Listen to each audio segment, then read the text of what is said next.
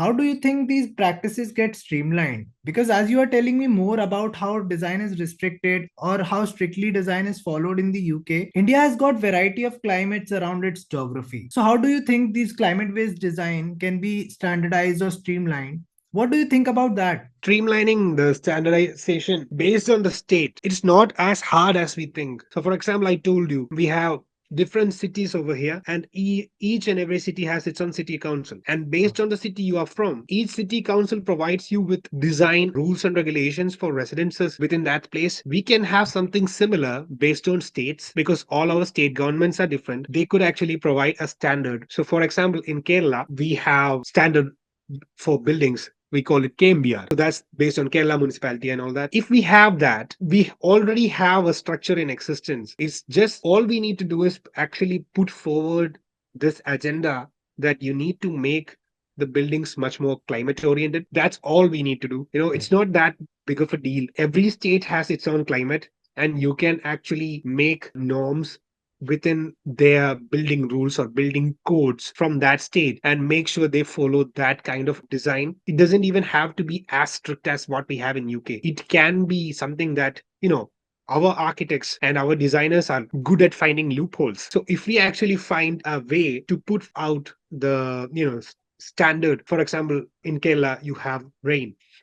So if we make a standard that, yeah, all houses in Kerala need to have this kind of building material, this kind of roofing, because we have floods from time to time. All the flood zoned locations, if you're going to build a house over there, the plinth needs to be of this high, it needs to be of a certain material, this kind of treatment needs to be given.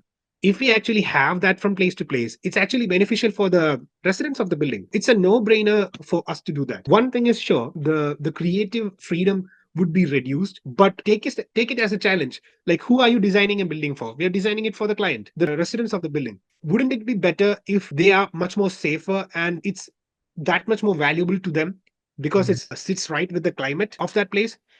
I mean, imagine a house that's like very flamboyant and the design is like out of this world, and the design is like completely opposite to the climatic conditions. You will be living in a house that looks good from the outside, but you will be suffering inside. You will have mold formations, you will have leaky ceilings, you will have like walls that are absorbing water. Fungal growth will happen in the house. The material selection, if the material selection is not good, it's going to cause much more problems as the years pass by to the house. You will have to spend more money trying to repair the house. So why not just build the house based on the weather and climatic patterns of that particular place and be done with it? Like, Yeah. there are houses in India, depending on the state you're from, that are like really old, and they don't even have much maintenance done to them because they designed those buildings those years back based on the climatic conditions at that place. So they withstand time much more efficiently than today's buildings. Today's Yeah. buildings, they last like 40 years, maybe, after which you have to have it destroyed Yeah. because it doesn't work. I have had, like, even in Kerala, my grandmother used to have. It's the house is still there. The house is made of mud. It's a mud house, and earlier on, the roofing was done with coconut leaves. We removed the coconut leaves. We put clay tiles over, but it's still there. It's more than 80 or almost 100 years old now. It still works perfectly Mhm. fine.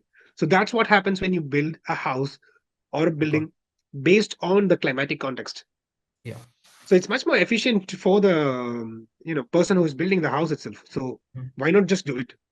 One last thing about this topic would be that do you think COA, being a central organization, there should be more organizations state based so that these design controls can be practiced more actively? So I'm not really sure about how much power COA has over building rules in terms of state. So if we are able to have small bodies of COA in every state that are like, suggestive, like we have ministers.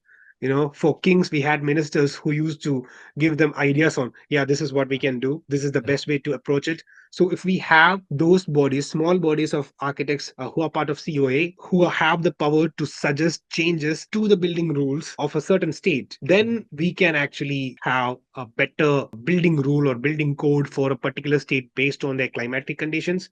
And if there is anything wrong with the building rules or codes, it would be easier to deal with because you have an actual body to point out. Someone can be held responsible.